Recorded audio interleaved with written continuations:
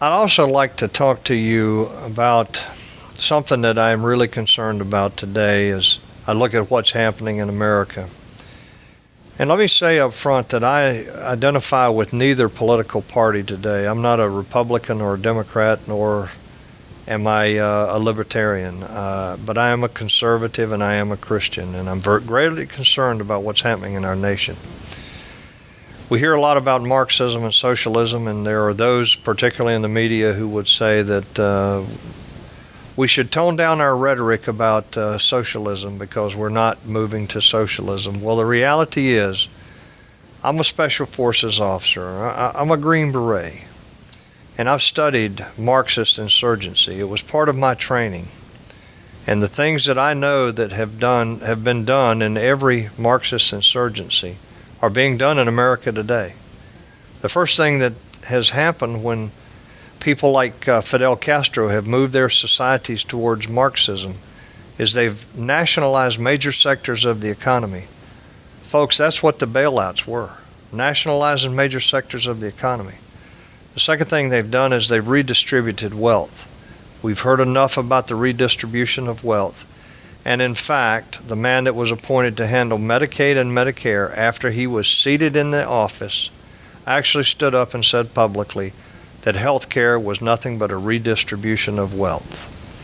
The third thing that they do is they discredit their opposition. Now, I've never been so angry with my government as when a Department of Homeland Security memorandum went around to law enforcement all over the country saying that the future threats to America were right-wing Christian groups, pro-life groups, Second Amendment groups, and returning veterans.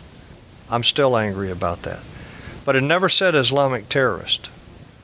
That's discrediting the opposition, the very groups that would stand up and protest the things that they see happening in our country. The fourth thing that has been done in the model is censorship.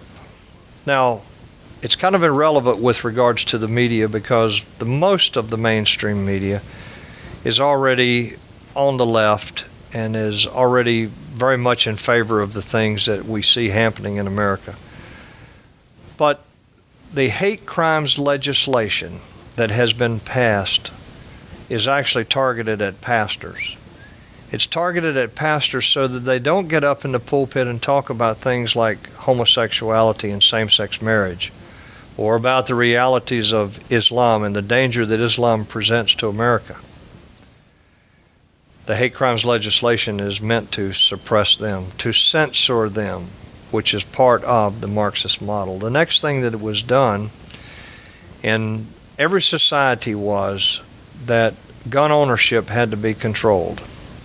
We hold the Second Amendment to be very important to us as Americans, the right to bear arms. But in a Marxist movement, you have to control that gun ownership. I don't know if you've seen it, but there has been a decree by the administration, by the President and the Secretary of State, saying that our President will sign the United Nations Small Arms Treaty, which is about how we will buy, sell, and control individual private weapons. Folks, that means the United Nations, an international body, will decide how you and I, as Americans, can buy and sell our weapons, how we control those weapons, who's authorized to have those weapons, and where they are. This is a dangerous trend. And the final thing that is done in the Marxist model is societies like Cuba, like Venezuela today, like Russia under Stalin, or China under Mao Zedong. Things they have done, the final thing has been actually to develop a constabulary force, a force that can control the population. You say, well, we don't have that. Well, let me remind you that prior to the election, the president stood up and said that if elected, he would have a national civilian security force that would be as large as and as well equipped as the United States military. For what? Remember, Hitler had the brown shirts. And in the night of the long knives, even Hitler got scared of the brown shirts and killed thousands of them.